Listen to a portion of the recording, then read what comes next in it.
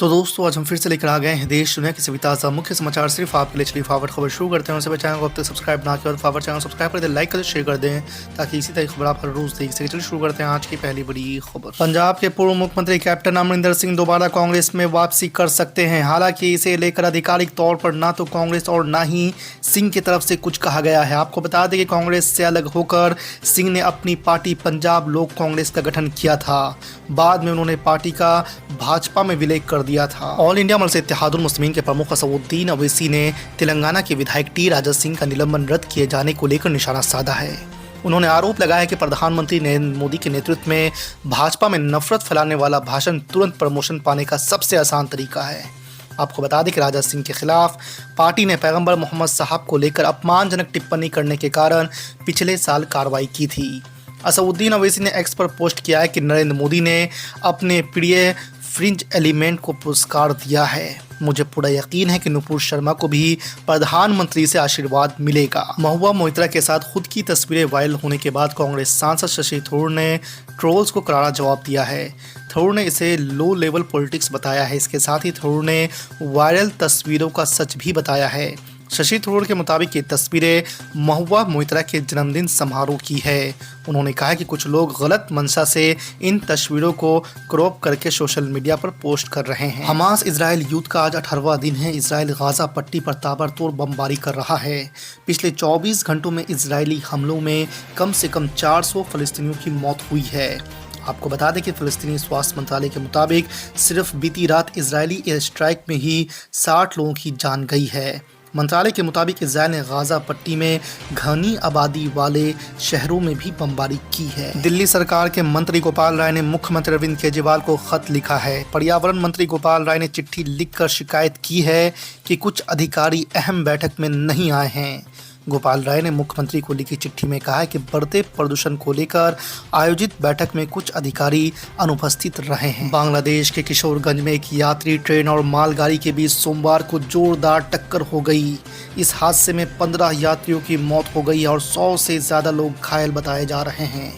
आपको बता दें कि यह दुर्घटना राजधानी ढाका से लगभग 80 किलोमीटर दूर भैरव इलाके में हुई।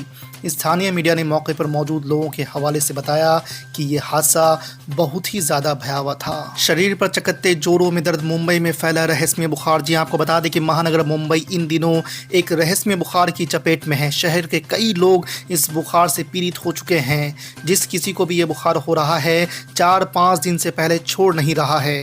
इस दौरान शरीर का तापमान 99 से 102 डिग्री सेल्सियस तक बना रहता है। एक तरफ पश्चिम एशिया में इजराइल और हमास के बीच जंग के हालत बिगड़े हुए हैं, तो वहीं भारत, अमेरिका और सऊदी अरब जैसे देश इंफ्रास्ट्रक्चर के सेक्टर में नई मिसाल कायम करने में जुटे हुए हैं। आपको बता दें कि भारत में G20 देशों की मीटिंग के दौरान India middle east Europe economic corridor को लेकर सहमति बनी थी। इसके मुख्य प्लेयर भारत, UAE, सऊदी और अमेरिका माने जा रहे हैं। इन सभी देशों ने इस कॉरिडोर पर काम करना शुरू कर दिया है। राजस्थान के मुख्यमंत्री अशोक गहलोत ने सोमवार को कहा कि कांग्रेस पार्टी जल्द ही राज्य में गारंटी देगी। मुख्यमंत्री ने कहा कि जिस तरह पार्टी ने कर्नाटक में गारंटियां दी थी उसी तर्ज पर राजस्थान में गारंटी दी जाएगी। मीडिया से बातचीत में अशोक गहलोत ने कहा कि इस बार हम अपनी सरकार की वापसी करने की कोशिश करेंगे। समाजवादी पार्टी के राष्ट्रीय अध्यक्ष अखिलेश यादव ने मध्य प्रदेश विधानसभा चुनाव को लेकर मंशा पूरी तरह से साफ कर दी है। लोकसभा चुनाव से पहले 5 राज्य में हो रहे विधानसभा को लेकर अखिलेश यादव ने मध्य प्रदेश में 50 सीटों पर चुनाव लड़ने का ऐलान किया है। हालांकि लोकसभा चुनाव में सपा ने कांग्रेस के साथ गठबंधन रखने की बात भी कही है। पाकिस्तान वाले नवाज शरीफ ने शनिवार को 4 साल बाद पाकिस्तान की धरती पर कदम रखा। यहां लाहौर में अपनी पहली रैली के दौरान शरीफ ने कहा कि राजनीति के कारण उन्होंने अपनी मां और पत्नी को खो दिया है, लेकिन वो किसी से बदला लेने के लिए पाकिस्तान नहीं पहुंचे हैं। नवाज शरीफ के भाषण में उनके तेवर बदले हुए ज़रूर नजर आए, लेकिन भारत को लेकर उनकी बयानबाजी में कोई फर्क नहीं दिखा। भारत ने रविवार को फिलिस्तीन के लोगों के लिए करीब 6.5 टन चिकित्सा सहायता और 32 टन आपदा राहत सामग्री भेजी। भारतीय वायुसेना का C-17 परिवहन विमान राहत सामग्री लेकर मिस्र के अल अरिश हवाई अड्डे के लिए रवाना हो गया। आपको बता दें कि विदेश मंत्रालय के प्रवक्ता ने सोशल मीडिया मंच एक्स पर कहा है कि भारत ने फिलिस्तीन के लोगों के लिए मानवीय सहायता भेजी है। बीजेपी सांसद निशिकांत दुबे के तृणमूल कांग्रेस सांसद महुआ मोइत्रा पर लगाए गए गंभीर आरोपों पर रविवार को टीएमसी ने अपनी चुप्पी तोड़ते हुए कहा है कि संसद के उचित मंच से मामले की जांच कराई जाए, जिसके बाद पार्टी नेतृत्व इस संबंध में निर्णय लेगा। आपको बता दें कि राज्यसभा में टीएमसी संसदीय दल के नेता डेरेक ओब्रायन ने कहा है कि हमने मीडिया में आई खबर देखी है।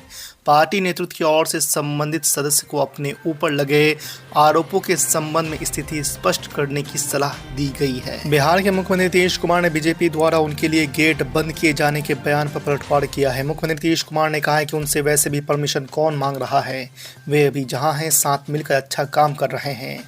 पूर्व में दिए गए अपने बीजेपी से दोस्ती वाले बयान पर नीतीश कुमार ने फिर से सफाई दी है। उन्होंने कहा है कि उनके बयान का गलत मतलब निकाला गया है। जैसे जैसे लोकसभा चुनाव निकट आ रहे हैं, भाजपा के सहयोगियों ने तेवर दिखाना शुरू कर दिया है। सीधे तौर पर भले कोई निशाना ना साध रहा हो, लेकिन बयानों और कार्यक्रमों के जरिए दबाव बनाने का सिलसिला शुरू हो गया है। एक और अनुप्रिया पटेल ने जातीय जनगणना की मांग को तेज कर दी है, तो दूसरी ओर संजय निषाद मछुआ आरक्षण की मांग को लेकर महाजनसंपर्क अभियान चला रहे हैं। इजरायली सेना की ओर से गोलीबारी और बमबारी के चलते गाजा का बड़ा हिस्सा पूरी तरह से तबाह नजर आ रहा है। इस बीच दुनिया के अलग अलग हिस्सों में ये मांग उठ रही है कि इजराइल को अब अपने हमले रोक देने चाहिए। इसी कड़ी में पीपल्स डेमोक्रेटिक पार्टी के अध्यक्ष और पूर्व मुख्यमंत्री महबूबा मुफ्ती ने इजराइल गो बैक के नारे लगाए हैं। उन्होंने शनिवार को श्रीनगर में फिलिस्तीन के समर्थन में आयोजित प्रदर्शन में हिस्सा लिया। इस दौरान उन्होंने कहा कि फिलिस्तीन में 15,000 बच्चे मारे गए हैं, हजारों बेगुनाह लोगों की मौत हुई है, सारी दुनिया तमाशा देख रही है। बिहार के मुख्यमंत्री नीतीश कुमार 2 नवंबर को गांधी मैदान में 25,000 नवनियुक्त शिक्षकों को नियुक्ति पत्र देंगे। इन शिक्षकों को मुख्यमंत्री संबोधित भी करेंगे। 3 नवंबर को ये शिक्षक अपने विद्यालय में योगदान देंगे।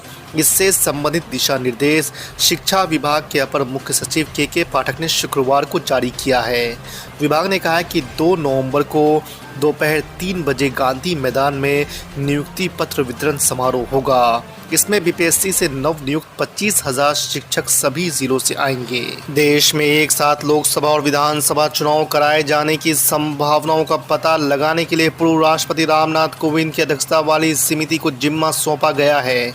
देश में एक साथ चुनाव किस तरह कराया जा सकता है, इस पर विचार जानने के लिए समिति ने विधि आयोग में खाका मांगा था। विधि आयोग ये खाका को 25 अक्टूबर को समिति के सामने पेश करेगा। दिल्ली के लोगों के लिए अब प्रदूषण भरे दिनों की शुरुआत हो सकती है। अनुमान है कि हवा की दिशा बदलने और रफ्तार कम होने के चलते अगले 4 से 5 दिनों के बीच वायु गुणवत्ता 200 के पार यानी हवा खराब श्रेणी में रह सकती है। मध्य प्रदेश विधानसभा चुनाव में सीटों के बंटवारे को लेकर इंडिया गठबंधन में शामिल कांग्रेस और सपा के बीच दूरियां बढ़ती ही जा रही है। खासकर यूपी कांग्रेस प्रदेश अध्यक्ष अजय राय और सपा प्रमुख अखिलेश यादव के बीच बयानबाजी के साथ ही वार पलटवार तेज हो गया है।